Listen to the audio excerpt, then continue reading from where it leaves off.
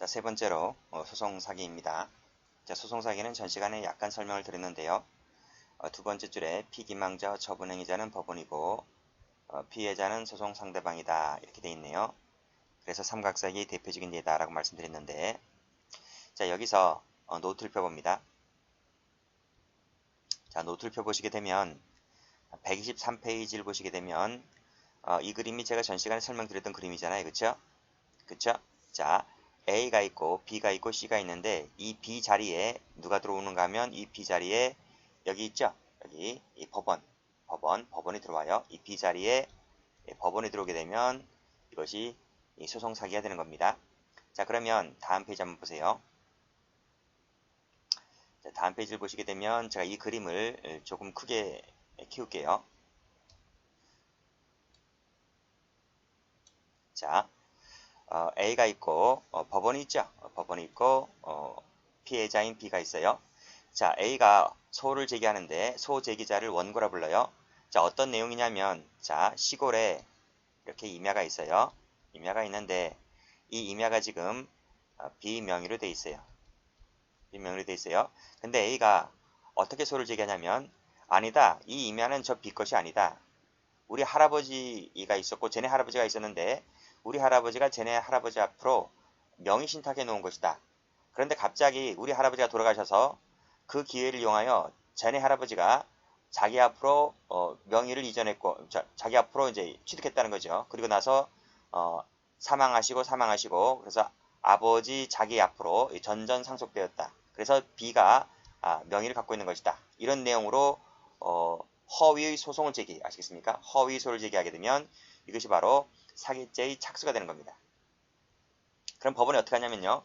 법원직 공무원이 그 이제 A가 원고가 되어서 소를 제기하잖아요. 그러면 소장을 세 장을 제출하게 되는데 하나는 내가 갖고 하나는 법원이 갖고 하나는 상대방 B에게 보낼 이 소장 원본과 부본을 합쳐서 세 장을 제출한단 말입니다. 그러면 법원직 공무원이 그 소장 부본이죠. 이 부본을 상대방인 B에게 송달을 해요. 이때 B가 뭔 소리냐? 뭔 개소리냐? 이것은 원래 우리 할아버지 거였고 우리 아버지 거였고 내 것이 맞다. 제가 거짓말하는 것이다. 라고 답변서 준비 서면을 제출하게 되면 이때 이제 공판이 열리게 되는 거죠. 그렇죠? 그런데 만약에 A 말이 진짜고 B 말이 거짓말이다. B가 답변서 준비 서면을 제출하는데 B가 허위의 답변서 준비 서면을 제출하게 되면 B가 사기꾼이 되는 거예요. 이때 B 원고도 소송 사기의 주체가 될 수 있는 거예요. 그래서 B 같은 경우에는 허위 답변서 준비 서면을 제출했을 때 이때 착수가 되는 것이고, A가 사기꾼이라면 허위 소를 제기했을 때 이때 사기죄의 착수가 되는 거예요. 그래서 사기죄라고 하는 것은 원고도 저지를 수 있고 피고도 저지를 수 있는 거예요. 됐죠? 자, 그럼 법원이 양쪽으로부터 이제 서류를 다 받았습니다. 다 받게 되면 이제 공판이 열리잖아요. 공판이 열리는 게 아니고 변론기일이 잡히잖아요. 변론기일이 잡히게 되면 이제 A, B가 출석할 것 아니겠습니까? 그래서 법원이 A에게 승소 판결을 내렸다. 그러면 그때 뭐가 되는 거예요? 그때 이 승소 판결이라고 하는 것이 우리 사기죄에서 말하는 처분행위를 한 거예요. 처분행위를 하는 거예요. 그러면 A가 재물이나 이익, 재산상의 이익을 취득할 수 있게 되었기 때문에 그때 기수가 되는 거죠. 그렇죠? 그러니까 누군가 사기꾼에게 손을 들어주게 되면 그때 바로 뭐가 되는 거예요? 사기죄의 기수가 되는 거예요. 자, 됐죠? 자, 그것을 제가 시계순으로 한번 그려봤습니다. 원고가 여기죠. 원고가 법원에 허위의 소송을 제기하게 되면 만약에 이때는 원고가 사기꾼임을 전제로 하는 겁니다. 허위소를 제기하게 되면 이때 사기죄의 착수가 있다. 그리고 법원이 그 서류를 받아서 피고에게 소장 부분을 송달하고요. 피고가 법원에다가 답변서 준비서면을 제출하게 되는데 이때 만약에 B가 사기꾼이라면 이때 허위의 준비서면 답변서면 제출할 것 아니겠습니까? 그럼 이때 사기죄의 착수가 되는 거예요. 됐죠? 둘 중에 하나는 착수가 되는 거예요. 자, 변론기일을 잡히게 되고요. 그 다음에 법원이 이때 원고가 사기꾼이라고 하면 사기꾼인 원고에게 승소 판결을 내려주었다면 이때 사기죄는 기수가 되는 거예요. 됐죠? 사기죄에서 끝나는 겁니다. 자, 그러면 법원이 승소 판결을 내렸다는 것밖에 없는 거예요. 승소 판결을 내렸다고 해서 이 등기가 B 앞으로 돼 있는 등기가 저절로 A 앞으로 되는 것이 아닙니다. B 앞으로 돼 있는 등기가 자기 앞으로 되려면 이 확정 판결을 가지고 어디로 가야 하냐면 등기소로 가야 돼요. 등기소 직원에게 제출해서 자기 앞으로 등기를 격려하는 거예요. 근데 등기소 직원은 모르잖아요. 등기소 직원은 선이란 말이에요. 선이. 이런 과정을 모르잖아요. 확정 판결을 믿고 A 앞으로 원고 앞으로 이전 등기를 해주는 거거든요. 선의 등기이직 공문을 속였기 때문에 공정증서 원본 등 부실기재죄 이 별죄가 됩니다. 그래서 사기꾼인 원고가 등기까지 내게 되면 죄가 몇 가지가 된다? 두 가지가 된다. 그래서 두 가지가 각각 한 가지가 각각 된다고 해서 두 죄는 모두 성립하게 되고 경합범이 되는 거예요. 됐죠? 또 한 가지가 더 있어요. 자, 분명 사기꾼인 원고가 법원에다가 허위의 소송을 제기할 때 사기죄 실행이 착수가 있다 했잖아요.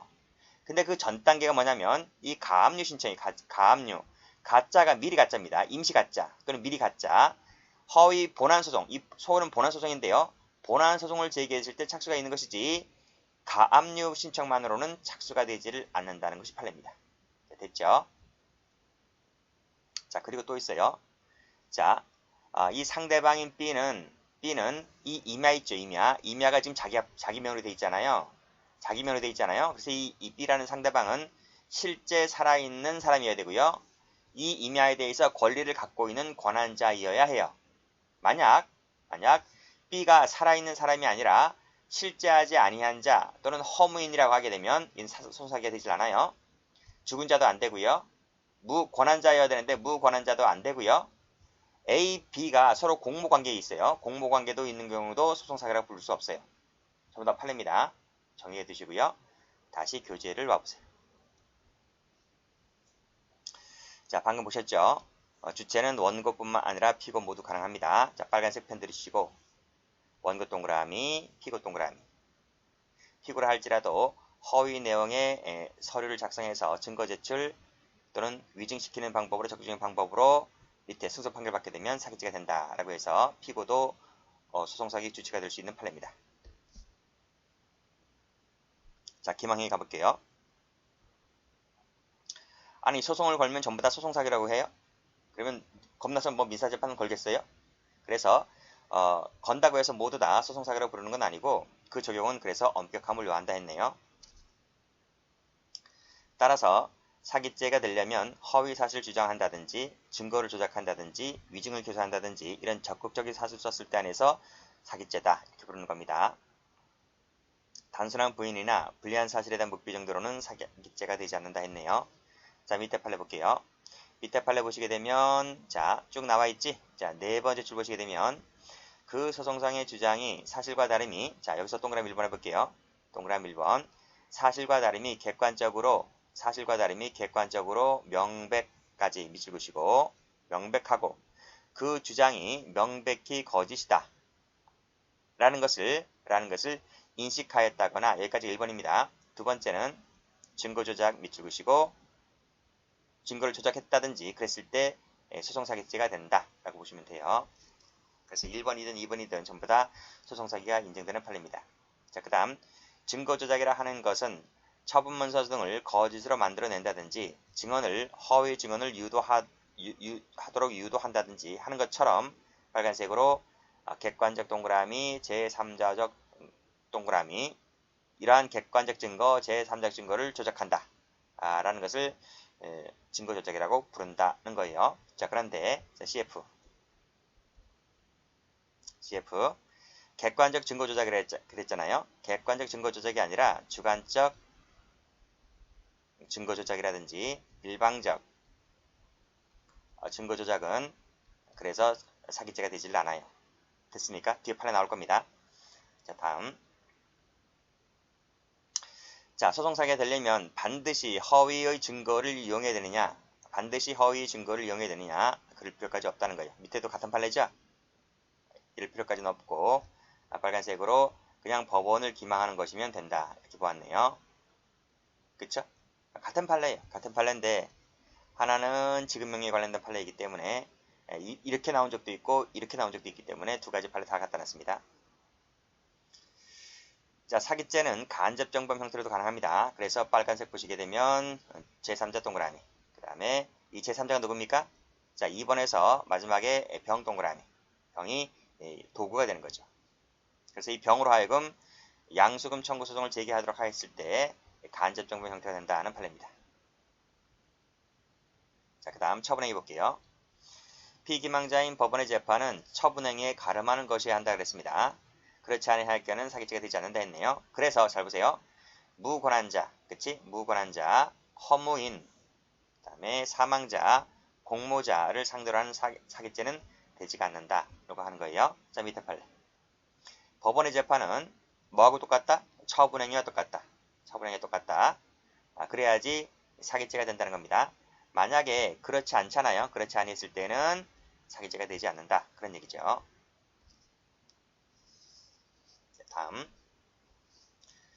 자, 다음 중요한 판례들인데 좀 묶어보세요.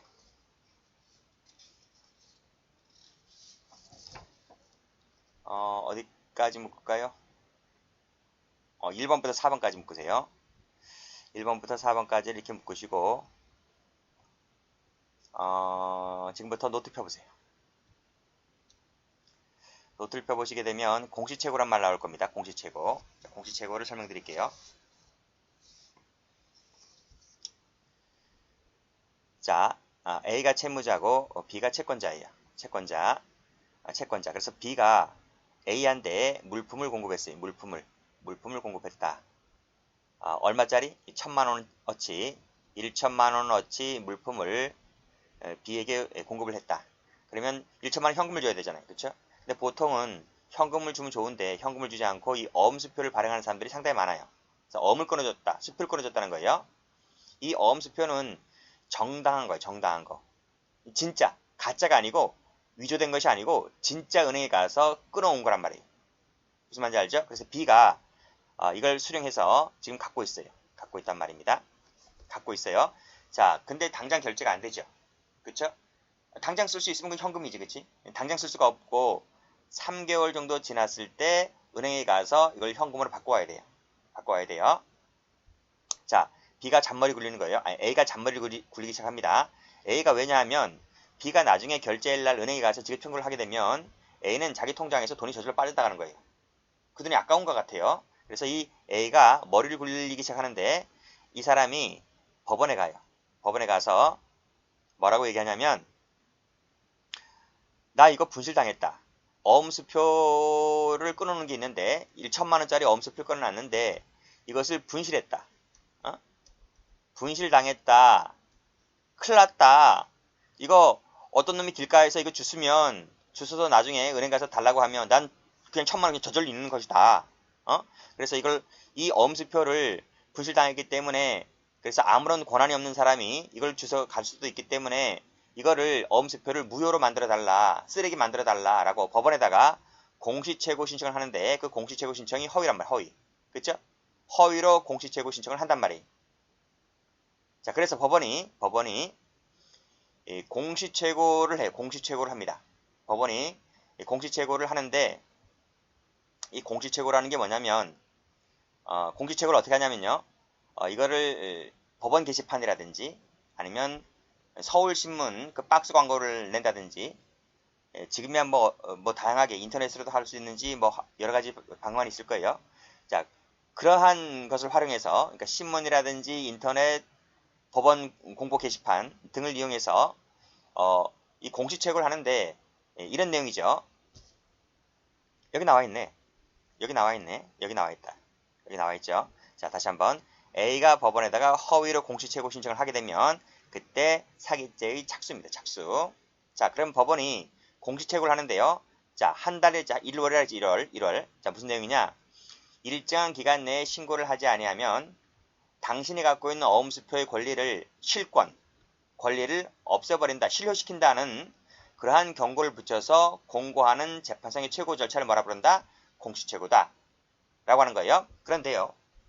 그러면 이 채권자인 B가 뭐 허구한 날 이 사람도 장사하기를 바쁠 텐데 허구한 날 서울신문 보고 있겠습니까?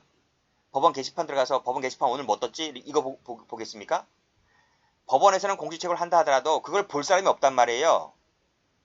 볼 사람이 없어요. 이 사람은 그건 기억하겠지. 아, 얼마 있으면 은행에 가서 어음이나 수표 돈 찾아봐야지. 이 생각밖에 안 하지. 법원 게시판 보고 있는 게 아니잖아요. 그렇죠? 그래서 그러면 1개월은 그냥 지나간다는 거예요. 1개월이 지나게 되면 법원은요. 여기서 재권 판결을 때려. 재권 판결. 재권 판결이라고 하는 것이 한자를 이렇게 쓰는데요.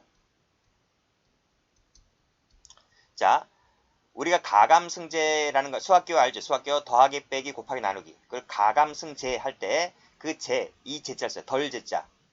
그쵸? 그래서 뺀다. 수학교로 마이너스. 그쵸?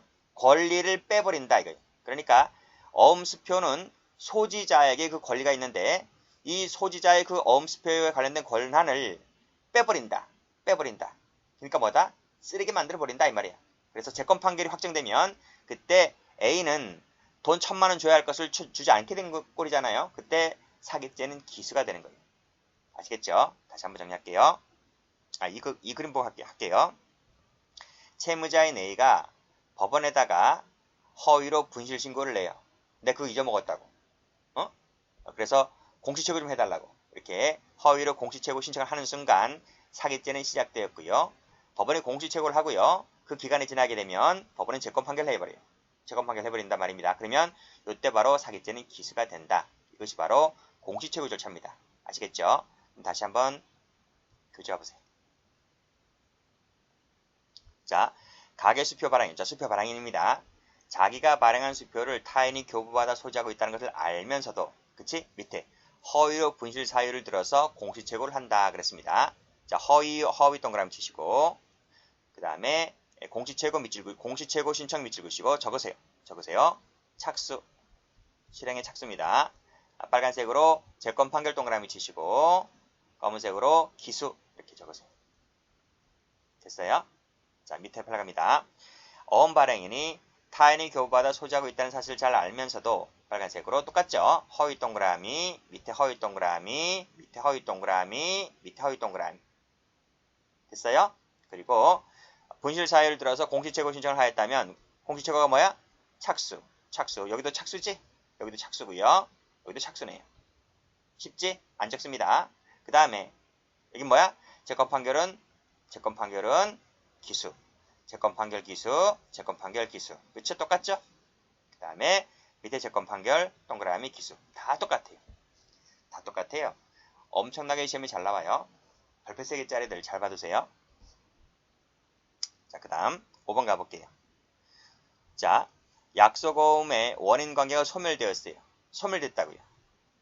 소멸되었음에도 불구하고 내가 그 공정증서 정본을 소지하고 있음을 기화로 이를 근거로 빨간색으로 강제집행 동그라미 하였다면 착수가 되고 실행이 끝났기 때문에 기수가 되는 거예요. 역시 이것도 마찬가지지. 소멸되었음에도 불구하고 강제집행 동그라미 하게 되면 기수가 돼버려요. 판례 유사하네요. 5, 6번 묶으시고요. 7번. 갑과 을이 공동 소유하였던 부동산의 매각 처분에 관하여 갑이 을에게 권한을 위임했대요. 위임했음에도 불구하고 어떻게 했대요?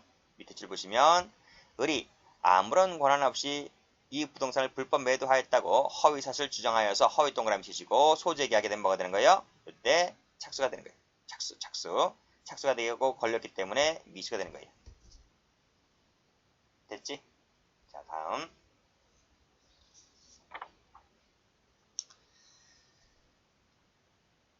자, 당사자주의라는 게 있네요. 당사자주의라고 하는 것은 형사소송이 아니고 민사소송에서 이루어지는 것인데요. 자기에게 유리한 주장이나 증거는 자기의 책임하에 변론을 현출하여야 하는 것이다. 이렇게 돼 있죠. 그렇죠? 소송이라고 하는 것은 꼭 싸움, 전쟁터잖아요. 그래서 내가 얼마나 유리한 증거를 제출하냐에 따라서 내가 승패가 갈리는 거잖아요. 그게 당사자주의인 거예요. 상대방의 유리한 증거를 파란색으로 제출하지 않는다, 세모, 진술하지 않는다, 세모. 그것만으로는 기망이 된다고 볼 수 없다. 그렇죠? 기망이 되는 것이 아니고 네가 그냥 소송에 지는 거야. 아시겠습니까? 이것만으로는 사기죄가 되지 않는다는 겁니다.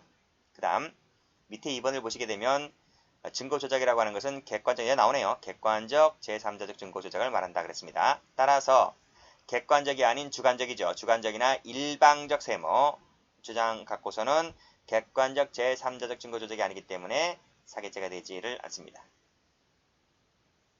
기한이 도래하지 않았어요. 미도래입니다. 미도래이기 때문에 그러면 기한이 도래할 때까지 기다려야 되잖아요. 기한이 도래하지 않았음에도 불구하고 빨리 줘 즉시 지급을 구한다 세모만으로는 사기죄가 되지 않는다는 거고요. 화해 세모 치시고요. 화해라고 하는 것은 새로운 법률관계 창설이기 때문에 그 내용이 실제 법률관계에 일치하지 않는다 하더라도 이것만으로는 사기죄가 되지 않는다 했네요. 역시 화해 세모 치시고요. 비슷한 판례는 묶으세요. 묶어서 같이 공부하세요. 자, 여기 나오네. 여기 6, 7, 8, 9를 묶으시고 권한 없는 사람 세모, 실제하지 아니한 사람 세모, 사망자 세모, 공모자 세모, 그치? 이런 것은 사기죄가 되지 않는다라고 제가 아까 도표를 통해서 말씀드렸습니다.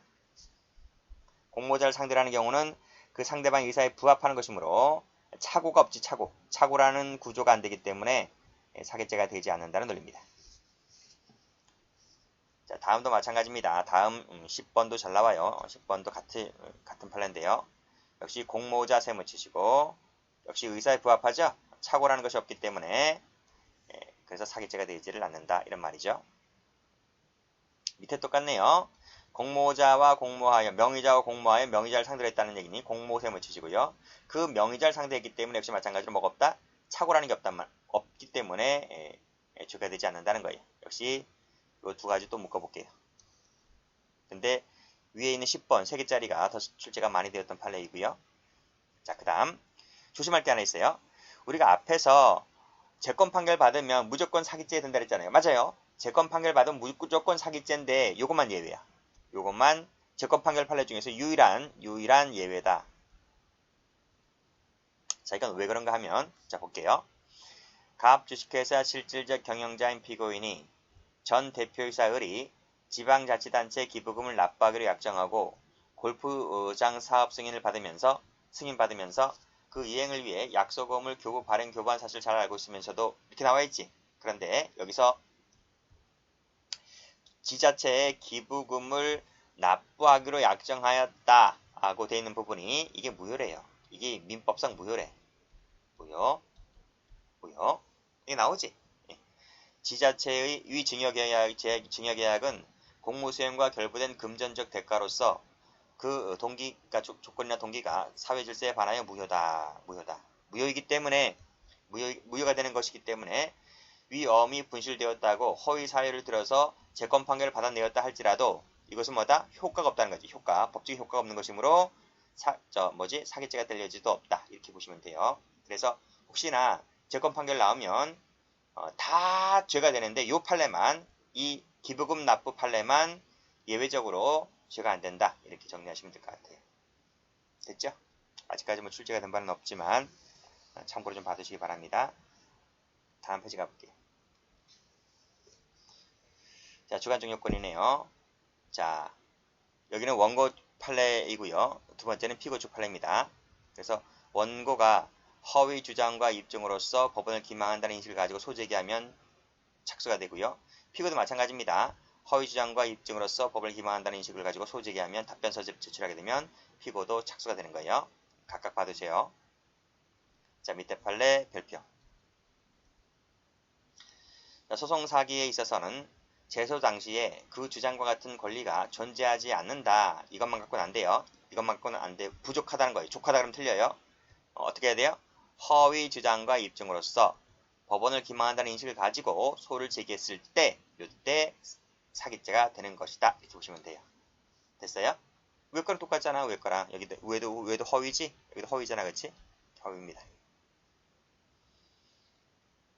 그래서 원래 좀 보면 이걸 이렇게 하는 게 낫겠네요. 이거를 그냥 밑줄만 걸으면 낫겠네. 밑줄 이렇게 하면 되겠네. 허위 동그라미. 그쵸? 자, 그것이 아니라 단순히 사실을 잘못 인식했다 세모, 평가 잘못했다 세모만으로는 고의가 탈락되기 때문에 이것만으로는 죄가 되지 않는다고 하는 것인데 이게 아주 중요해요. 여기 잘 나와요. 그리고 밑에도 잘못 인식했지? 세모, 과장했지? 세모만으로는 고의가 탈락된다. 이렇게 보시면 돼요. 자, 착수시기, 기수시기 말씀드렸습니다. 원고가 법원에 소제기할 때, 피고는 허위 답변서 준비 서면을 제출했을 때, 그쵸? 그쵸? 자, 밑에 판례 가볼게요. 별표. 자, 소송사기는 소송에서 권리가 존재하지 않는 사실을 알고 있으면서도 법원을 기망한다는 생각을 가지고 소를 제기하게 되면 이때 착수가 되는 거예요. 소장에 유의한 송달일 필요가 있어요? 없어요. 유의한 송달일 필요가 없다. 자, 다시 노트 펴볼까요? 여기잖아요. 지울까? 여기?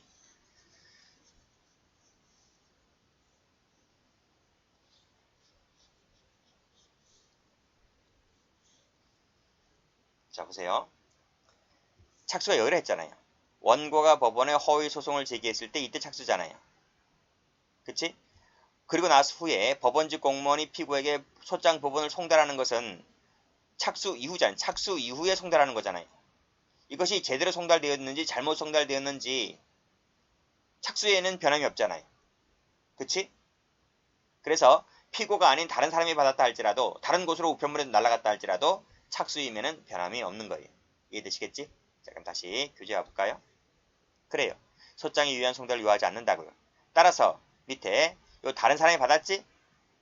그래도 마찬가지다는 말은 다른 사람이 받았다 할지라도 실행의 착수를 인정하면은 변함이 없다. 영향을 받지 않는다. 그런 말이 됐죠? 다음 판례 가볼게요. 자, 피고 나왔네요. 피고. 허위 내용의 서류를 증거로 제출한다. 그치? 허위 내용이죠. 허위 내용의 서류를 증거 제출 및 찍으시고 이때 착수. 그 다음에 답변서 준비 서면을 제출했을 때 착수. 그와 같은 주장의 내용을 담은 것이니까 허위 내용이죠.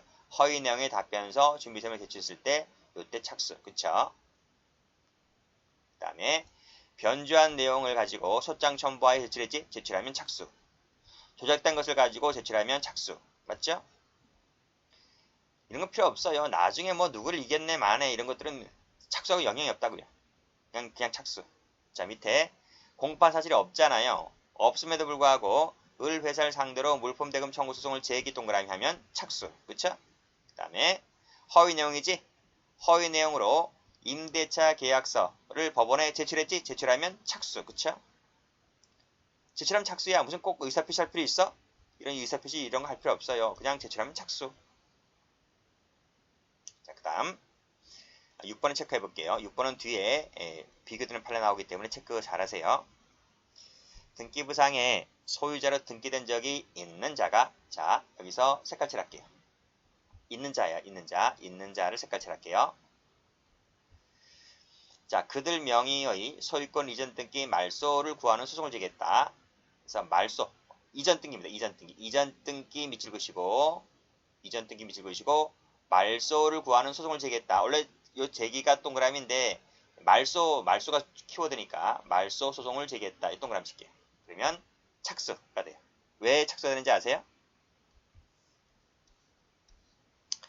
이거는 그 맨 앞에 노트에 나와 있는데 저 앞에 그 총론 쪽에 나와 있기 때문에 제가 찾기가 힘들어서 여기다 그냥 필기할게요.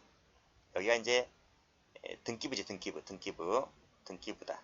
등기부 이고 지금 A가 있고 B가 있고 C가 있고 D가 있는데 이 D가 지금 현재 소유자, 현재 명의인. 무슨 말인지 알겠죠? B는 최초 이름이 기재된 사람, 최초 명의. 이 건물이 이렇게 와 있는데요. 건물이 와 있다. 건물이 지금 누가 명의자예요?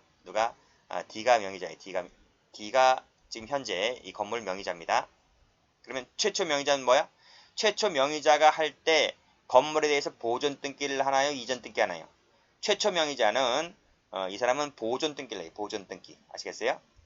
보존 등기를 하고 그것이 이제 B에게 이전이 되면 B에게 뭐 팔아먹거나 뭐 양도하거나 증여하거나 하게 되면 소유권이 이전되잖아요. 그치? 그럼 이전 등기 이렇게 이전 등기를 하지. 이전 등기하고 A는 이렇게 두 줄로 싹 법원직 공무원 등기소집 공무원이 두 줄로 싹 이렇게 거버리지. 그리고 지금 소유자는 B다. B가 또 이걸 C에게 팔아먹게 되면 이전 뜯기를 하게 되는데 역시 B 역시 싹 삭제가 되죠. C 역시 D에게 팔아먹게 되면 이전 뜯기를 하게 되고 C는 싹 사라집니다. 그쵸? 그치? D가 살아있지? 그럼 현재 소유자는 D다. 이렇게 보는 거예요. 이때 소유자로 등기된 적이 있는 자가 그게 A든 B든 C든 현재 소유자인 D를 상대로 소유권 이전 뜯기 말소를 구하는 소송을 제기했다고요. 왜?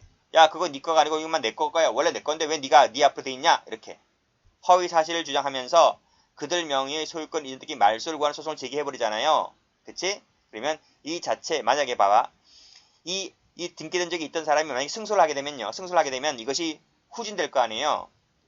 이렇게 또 이렇게 되어서 만약 이 소송을 제기한 사람 앞으로 등기가 다시 취득될 수 있는 가능성이 있는 거잖아요. 그치? 그치? 그러니까 이 등기된 적이 있던 과거의 자가 자기가 소송에서 이겨버리게 되면 이 건물이 내 앞으로 이전 등기 될 수 있잖아요. 그럼 내가 취득하게 되는 거잖아요.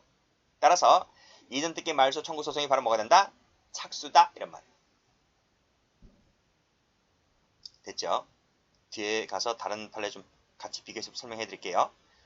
자, 밑에 보시게 되면 강제집행 절차 같은 경우는 개시 신청 동그라미 빨간색으로, 그 다음에 배당 신청 동그라미, 밑에 압류 신청 동그라미 하게 되면 착수인 거예요. 그게 다 허위겠지. 허위니까 사기죄를 묻겠지. 다음 페이지. 이 판례 중요하죠? 자, 유치권 같은 경우에는 경매 신청 빨간색 동그라미 할 때 착수가 된다. 착수가 된다. 됐죠? 왜 유치권은 경매 신청할 때 착수를 인정하나요? 여기 나오잖아. 유치권에 따른 경매를 신청했을 때 유치권자는 밑에 배당을 받게 돼요. 배당을 받게 되기 때문에 이 배당이 재물이나 재산 이익이잖아요. 그래서 이 배당을 받게 되는 것이기 때문에 경매 신청하는 것 자체가 착수. 받게 되면 기수가 되겠죠. 그래서 경매 신청 자체를 착수로 인정한다. 그런데 자 밑에 요 5번하고 비교해 볼게요. 5번도 체크하시고요. 자, 부동산 경매 절차에서 피고인들이 허위 공사 대금 채권을 근거로 파란펜으로 유치권 신고 세무. 이건 왜 착수가 안 되나요? 위에 나와 있는 유치권을 기한 경매 신청은 배당을 받게 되기 때문에 경매 신청만으로도 착수가 인정되는데 왜 유치권 신고만으로는 배당을 못 받지? 그냥 유치권 신고만으로는 배당을 못 받아요. 이것만으로는 뭐다? 배당을 못 받는다. 배당을 못 받기 때문에 착수라고 볼 수가 없다. 즉 유치권 신고는 경매 목적물에 대해서 유치권 신고가 있음을 입찰 예정자들에게 고지하는 것에 불과할 뿐이지 배당을 받는 것은 아니기 때문에 직접적인 배당을 받는 것은 아니기 때문에 이것만으로는 착수가 될 수가 없다. 이렇게 보시면 돼요. 그 다음 1, 2번을 묶을게요. 그리고 형광 사인펜을 드릴게요. 그리고 어디다 색깔 칠하시는지 아시죠? 갑이 이 사건 임야를 매수한 적이 없다 색깔 칠하시고 2번도 없다 색깔 칠하셔야 돼요. 그리고 다시 올라가 볼까요? 앞페이지 가보세요. 여긴 뭐 했어요? 소유자로 등기된 적이 있는 자잖아요. 있는 자. 그래서 색깔 칠했단 말이죠. 그래서 내가 승소를 하게 되면 결국 내 앞으로 등기가 취득될 수가 가능성이 있기 때문에 있던 자가 소송을 제기해버리면 착수를 인정하게 되는데 여기 있는 1번, 2번은 없는 자잖아. 그쵸? 내가 이겨봤자 저 등기가 내 앞으로 될 여지가 없어. 그래서 이 등기된 적이 없던 자, 매수한 적이 없던 자가 소를 제기하는 것은 착수를 인정한다, 안 한다? 안 한다. 그래서 여기 이전 등기 말소 나와 있지? 말소를 잠깐만요.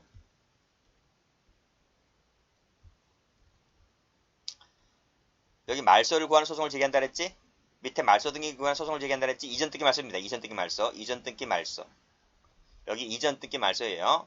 이전 등기 말소를 구하는 소송 제기는 착수라고 보기에는 어렵다. 앞에 거도 이전 등기죠. 앞에 부분도 이전 등기. 그쵸? 이전 등기 말소다. 왜 자꾸 이전 등기 말하는지 아세요? 보존 등기 같은 경우는 인정된다 그래요. 보존 등기. 지금 다 이전 등기지 보존 등기는 인정된다라고 하는 것인데 그것은 총론 교재에 나와 있습니다. 총론 시간에 말씀드릴게요. 자, 그 다음 예고 등기는 예고조 기록밖에 없어요. 그래서 예고조 기록밖에 없기 때문에 어떤 권리나 의무를 취득하는 것이 아니거든요. 그래서 이 예고 등기만으로는 착수라고 보기질 않고 보존 등기 말소 청구 소송을 제기했는데 이게 원인 부여라면 역시 아무런 효력도 없기 때문에 이것만으로는 착수를 인정하지 않아요. 그 다음 6번 보시게 되면 마지막 줄 전부금 소송을 제기해야 되는데 제기하지 않았기 때문에 착수를 인정하지 않고 전부금 소송의 원인을 뒤에서 말씀드리겠습니다. 7번 보시게 되면 갑이 금융기관의 피고인 명의라 했잖아요. 자, 피고인 명의라 했어요.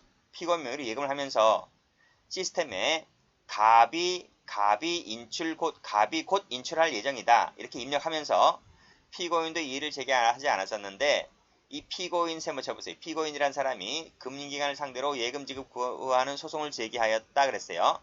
이게 사기죄야? 여기 지금 명의자가 지금 피고인이잖아요. 그치? 피고인이 명의자이기 때문에 이 피고인이란 사람은 뭐다? 금융기관을 상대로 예금을 지급을 구할 수 있는 정당한 권한을 가진 사람이다라고 제가 사기죄 할 때 앞의 시간에 말씀드렸잖아요. 권한을 가진 사람이기 때문에 사기죄가 된다 안 된다? 안 된다 이 말이에요. 그 이유가 자기 명이니까.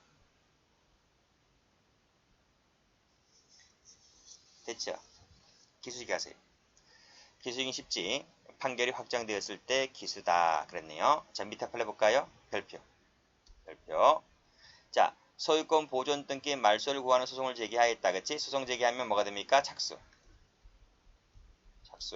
그 밑에 빨간색으로 승소 확정 판결 동그라미 하게 되면 기수가 되죠. 그래서 기수 시기는 언제다? 기수 시기는 판결이 확정된 때다. 이렇게 보시면 되네요. 앞에 가시고. 자, 지급명령 나와있지? 지급명령 잠시 이따 설명하고요. 공시채권은 언제라 했어요? 공시채권은 채권 판결을 받게 되면 기수가 된다라고 말씀드렸습니다.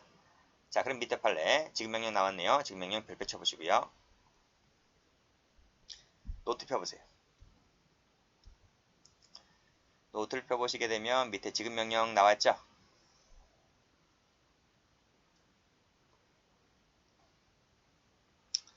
자, 지급명령 갑니다. 자, A가 있어요. B가 있고 A가 물품이나 노무를 제공했어요. 그러니까 물품을 제공했다는 말은 뭐 납품했다 이렇게 생각하시면 돼요. B 가게에다가 납품을 했다고요. 납품을 했다. 또는 노무를 제공했다는 말이 무슨 말인가 하면 일을 해줬다는 거예요. 일을 해줬다. 직원으로서 일을 해주든지 아르바이트생으로서 일을 해주든지 일을 해줬단 말이에요. 그러면 내가 물건값을 받든지 노무 대가를 받든지 해야 될 거 아니에요. 그쵸? 그래서 그런데 B가 이 대금을 줬어요. 대금을 안 준 것이 아니라 대금을 주었어요. 그런데 B가 영수증 처리를 잘 못했어요. 준 것은 맞아. 준 것은 사실이야. 근데 영수증 이 처리를 잘 못해서 A가 옳거니 요거 이용해 먹자 이렇게 나쁜 마음을 먹은 거예요. 그래서 A가 법원에다가 허위로 지급명령 신청을 해요. 무슨 말이냐? 지급명령 신청이 뭐지? 내가 저 사람한테 물건이나 노무를 제공한 것이 있는데 나한테 돈을 주지 않는다. 나한테 돈을 줘라. 라고 하는 지급명령을 신청을 합니다. 근데 알고 보니까 그것은 허위였지.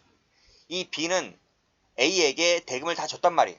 대금을 다 주었음에도 불구하고 A란 놈이 영수증 처리 문제 때문에 이것을 이용하기 위해서 또다시 법원에다가 다시 한번 그 대금을 받으려고 허위로 지급명령 신청을 제기하는 거예요.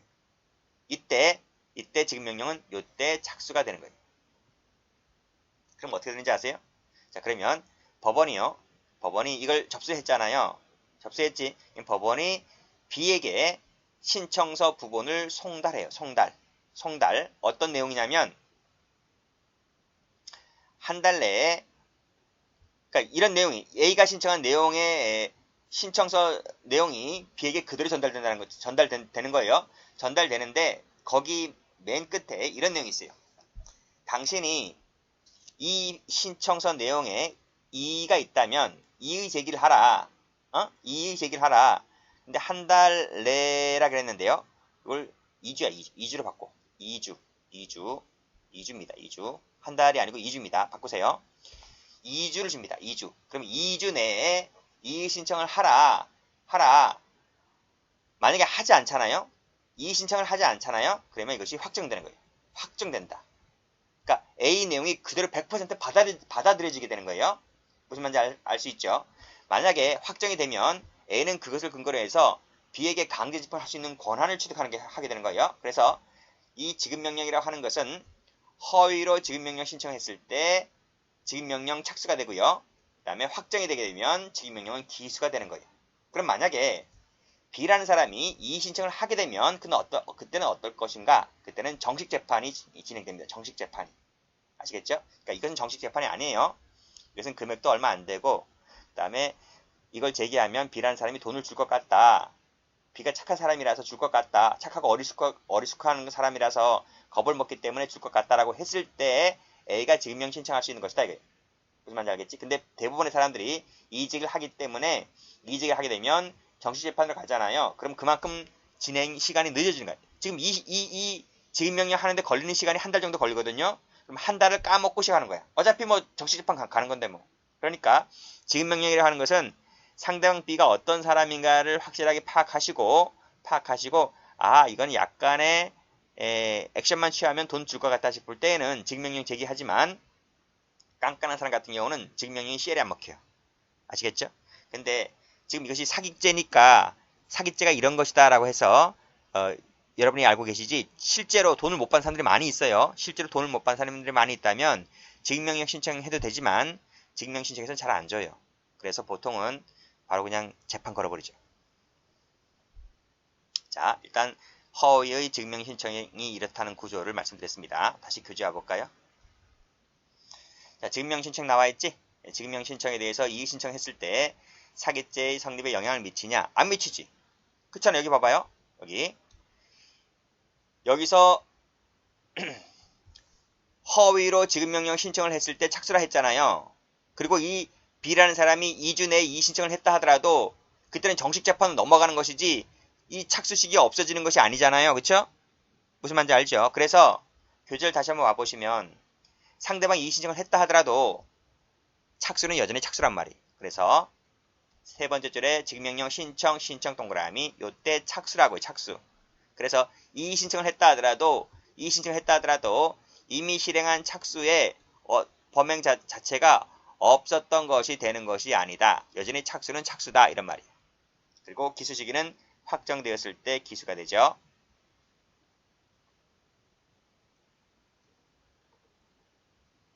OX 판례. 자, 소송 사기의 경우에는 당해 소송 판결이 확정되었을 때 기수가 된다 말씀드렸고요. 자, 소송을 제기하여 내동 전부에 대해서 판결이 확정되었다면 빨간색으로 내동 전부에 대해서 뭐가 된다? 기수가 된다는 논리입니다. 다음. 좀 어려운 판례들이 좀 나오네요. 이 두 가지가 마지막인데. 자, 피고인이 타인 명의로 제3자를 상대로 법원을 기망하여 지급명령을 받았다. 또는 가집행 선고 후 지급명령을 받았다. 그랬네요. 자, 이를 채무명의로 하여 채무자의 제3채무자에 대한 여기서 채무자의 제3채무자라 이렇게 했잖아. 이 제3채무자가 보통은 일반적으로 은행입니다. 은행.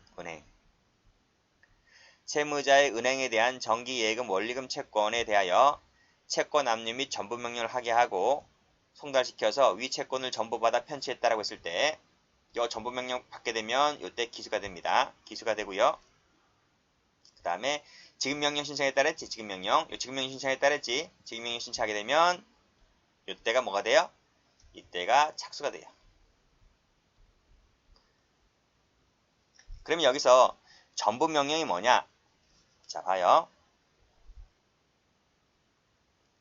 A가 있고 B가 있고 A가 채권자예요. B가 채무자예요. 그래서 이렇게 돈을 빌려준 거예요. 돈을 빌려줬으니까 빌려준 돈에 대한 채권자는 A가 되고 B는 채무자가 되는 거죠. 그쵸? 그런데 B가 예금주예요. 예금주이라서 이 은행이 있죠.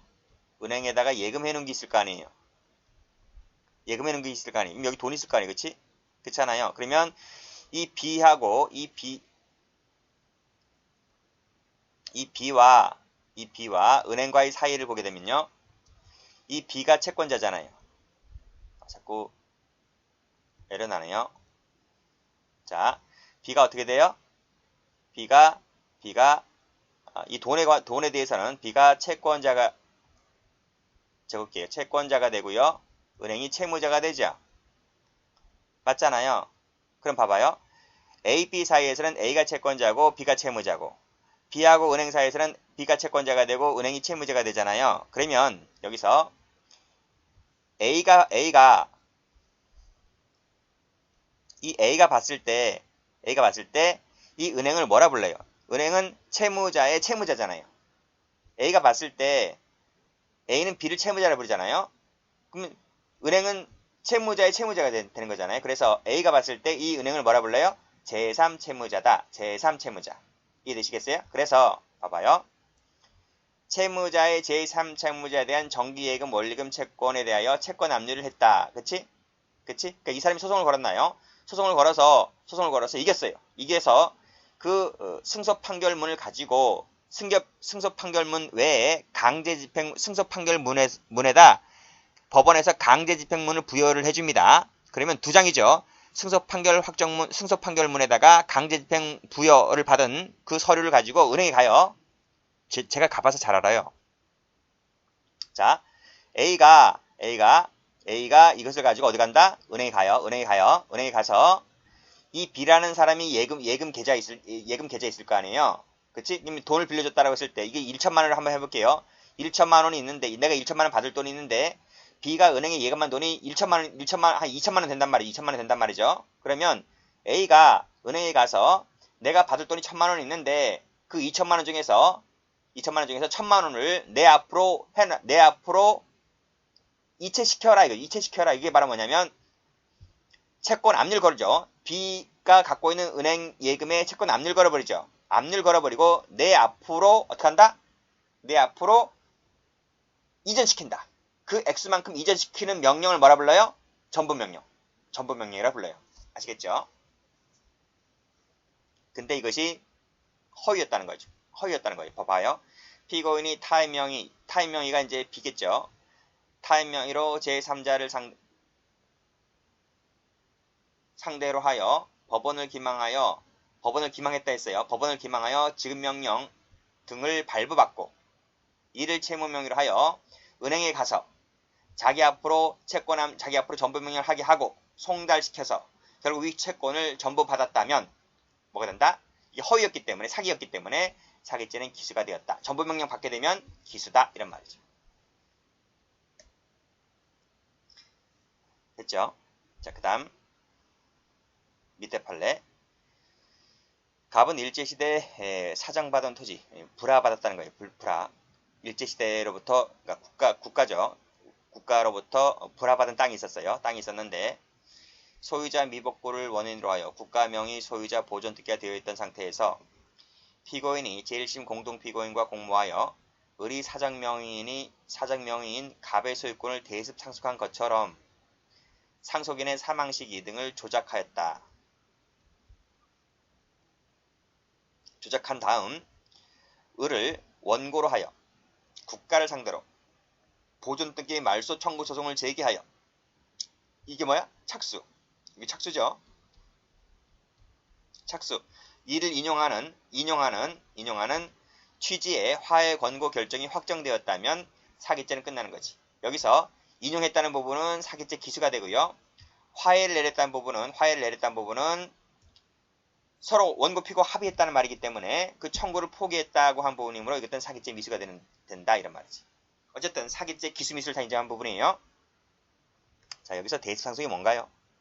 좀 어려운 말인데 과연 사기죄를 할 때 대습 상속까지 강의해야 하는가? 그쵸? 자, 여기 아버지가 계세요. 그리고 여기 자식이 있어요. 자식이 있는데 아버지가 사망하기 전에 이 자식이 먼저 죽어요. 자식이 먼저 사망을 하게 돼요. 그러면 상속을 받을 사람이 없네. 아버지가 나중에 돌아가실 건데, 그치? 근데 다행히도 이 아들에게 또 아들이 있어요. 아들이 있어요. 그럼 이 사람이 손자지. 이 사람은 이제 아들이 되고요. 그다음에 요 밑에 아들의 아들은 이제 손자가 돼. 손자가 된단 말이죠. 그치? 그치? 그러면 이 아버지가 이제 사망하게 되잖아요. 사망하게 되면 원래 상속권자는 이 아들인데 이 아들이 죽었잖아요. 그러면 이 손자가 자기 아버지를 대신해서 상속인이 되는 거. 그걸 뭐라 한다? 대습 상속이다. 이렇게 불러요. 그러니까 의리 사정 명인 갑의 소유권을 대습 상속한 것처럼 상속인의 사망 시기를 조작한단 말이죠. 이 조작한다고요. 해서 이를 근거로 보존 등기, 말소 등기 소송을 제기한다. 소송 제기하게 되면 착수, 인용하는 결정이 떨어지면 기수가 되고요.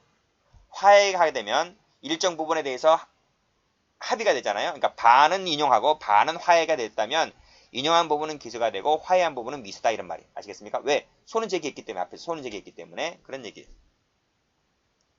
어렵죠? 자, 공소시효 갑니다. 이제 다 끝났어요. 어려운 거 다 끝났어요. 종료 시기는 소송이 종료된 때 범행 시기가 종료가 되고 그때부터 공소시효가 진행됩니다. 자, 밑에 판에 중요한 거 나오네요. 중요한 거 나온다. 이거 제가 말씀드렸지? 여기서 말씀드렸어요. 노트에서 말씀드렸다. 여기 법원에서 승소 확정 판결 받게 되면 기수가 되는데 저절로 자기 앞으로 등기되는 것이 아니라고요. 이 확정 판결문을 가지고 어디 가요? 등기소 가요. 등기소 가서 자기 앞으로 이전 등기를 하게 되면 그때 공정증서 원본 등 불실 기재죄가 된다. 죄가 각각된다. 그래서 경합범이 된다. 말씀드렸습니다. 다시 오시면 승소 판결 받게 되면 뭐가 돼요? 사기죄 기수. 이전 등기 격리하게 되면 뭐가 돼요? 공정증서 원본 등 불실 기재죄. 죄는 몇 가지다? 두 가지다. 실체적 경합이다. 이란 말이에요. 됐죠? 자, 어려우시면 소송 사기는 한 번 더 들으세요. 그러시면 됩니다. 자, 강의는 여기까지 하겠습니다.